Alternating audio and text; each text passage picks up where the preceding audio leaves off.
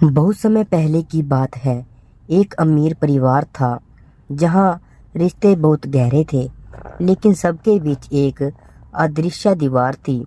परिवार का मुखिया था धीरज सिंह, जो अपने समय में एक प्रभावशाली व्यापारी था।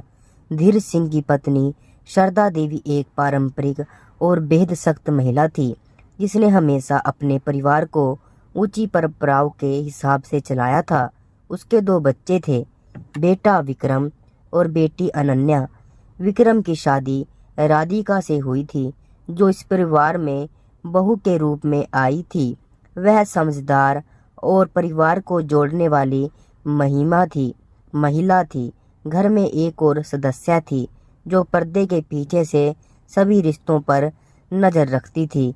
धीर सिंह की बहू, जो सबके बीच शांति बनाए रखने की कोशिश रखती थी, लेकिन शायद उसे अंदाजा भी नहीं था कि ये शांति बस एक दिखावा है। राधिका जब पहली बार इस घर में आई तो उसे लगा कि यह एक आदर्श परिवार है। हर कोई एक दूसरे का सम्मान करता है। उनके बीच के रिश्ते बहुत ही मजबूत हैं। लेकिन समय के साथ राधिका को एहसास होने लगा कि यहाँ कुछ ऐसा है जो उसकी समझ के बाहर है। सबसे पहले उसे अपने पति विक्रम में बर्ताव बदलता हुआ नजर आया। विक्रम, जो पहले उसके साथ हर छोटी बड़ी बात साझा करता था, वह धीरे धीरे उससे दूर होने लगा। वह रात को देर से आता। जब राधिका उसे पूछती तो वह कोई ना कोई बहाना बना देता या फिर टाल देता। राधिका को यह समझ नहीं आ रहा था, उसके और विक्रम के बीच यह दूरी क्यों बढ़ रही है। एक दिन उसने हिम्मत करके विक्रम से बात करने की कोशिश की। वह अपने पति से बोली, विक्रम, कुछ समय से मैं महसूस कर रही हूँ तुम मुझसे कुछ छुपा रहे हो। क्या हमारे बीच कुछ गलत हो रहा है? विक्रम ने उसकी बात को हंसी में उड़ाते हुए कहा कि तुम पागल हो राधिका, काम का थोड़ा ज़्यादा दबाव है, इसलिए मैं थोड़ा थका हुआ रहता हूँ। इसमें छिपाने वाली क्या बात है? लेकिन राधिका को यकीन नहीं हुआ। विक्रम के जवाब की सच्चाई एक झूठ की महक थी।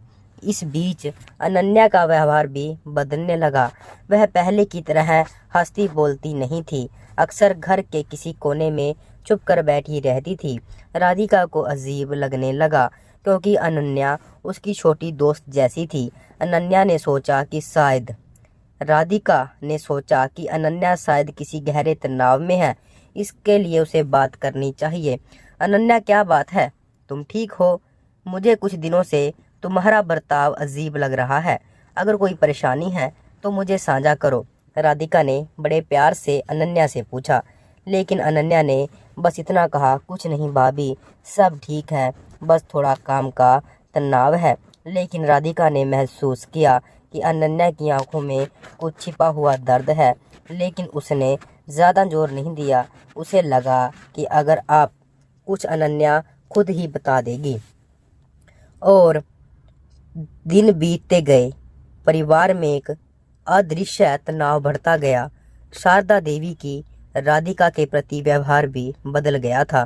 पहले जहां पर राधिका को घर की बहू से बढ़कर बेटी मानते थे, अब वे हर छोटी बोटी बात पर उसे टोकने लगे।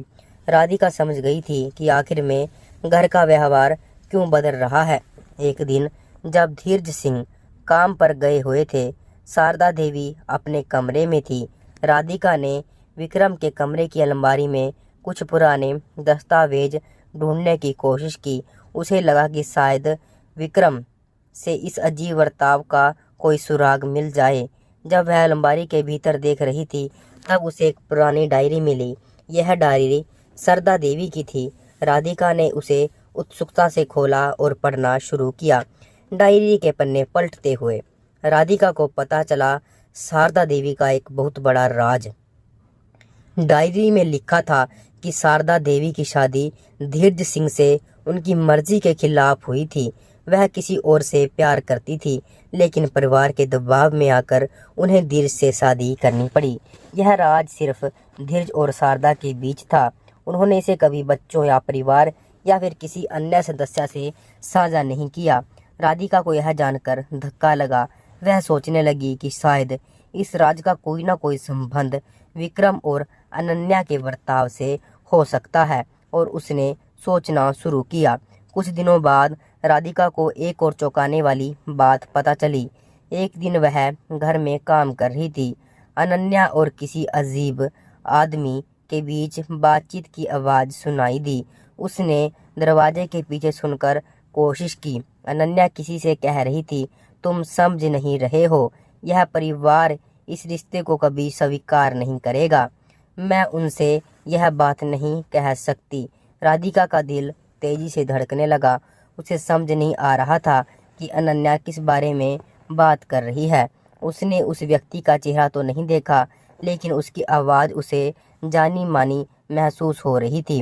रात को जब सो रहे थे, राधिका ने विक्रम से इस बारे में बात करने की कोशिश की।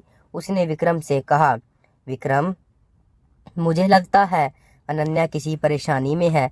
वह किसी अजनबी से मिल रही थी। मुझे लगता है यह परिवार के लिए सही नहीं है। क्या तुम जानते हो वह किससे मिल रही थी? विक्रम ने उसे चौंकते हुए देखा और फिर थोड़ी देर बाद कहा, राधिका, तुम्हें हर बात में टांग अड़ाने की ज़रूरत नहीं है। अनन्या का निजी जीवन है, उसे तुम फैसले खुद लेने दो और उसे स्पेस दो।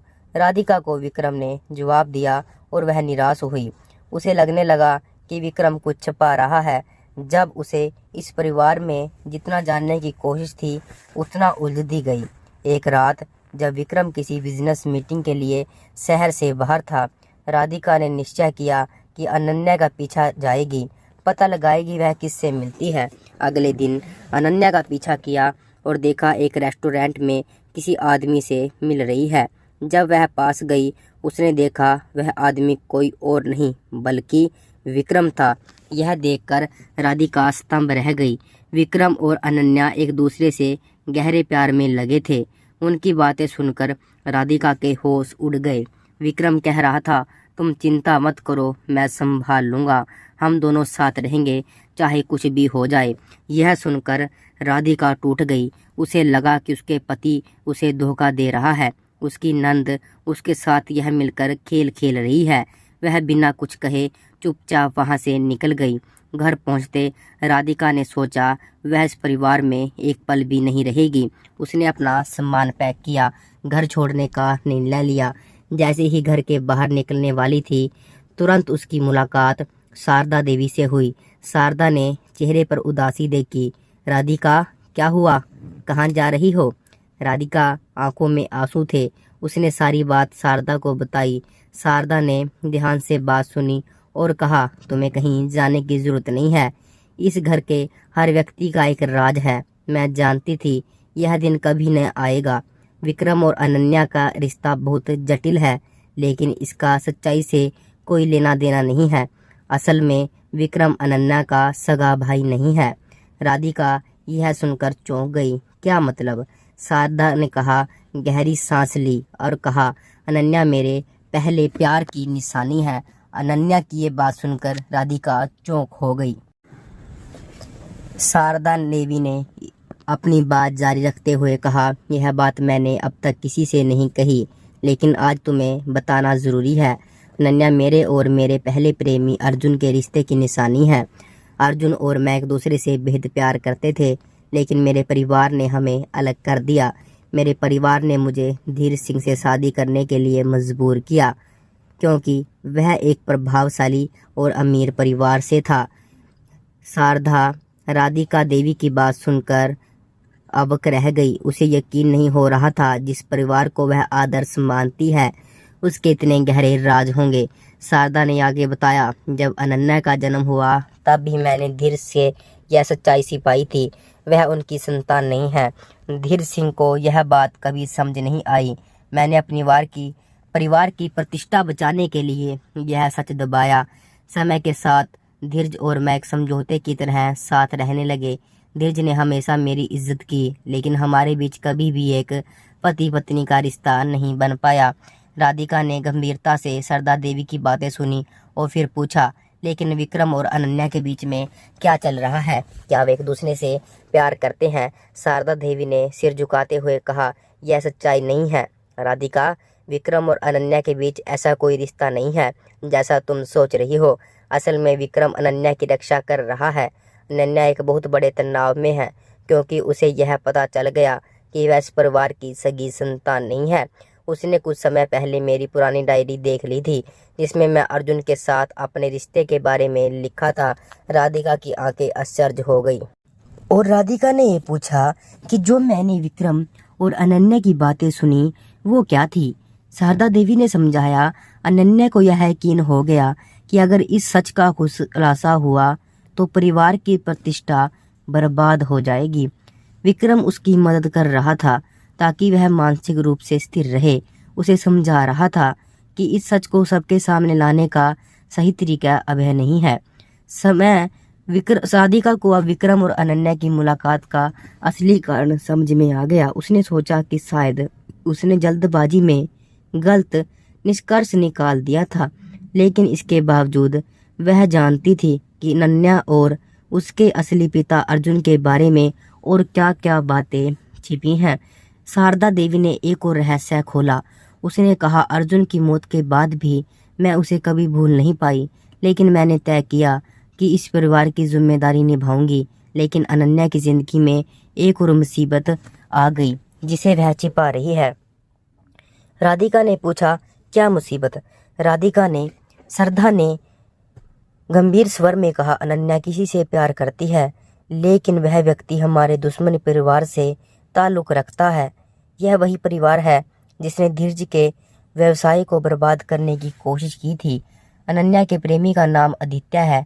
वह उस परिवार का इकलौता बेटा है।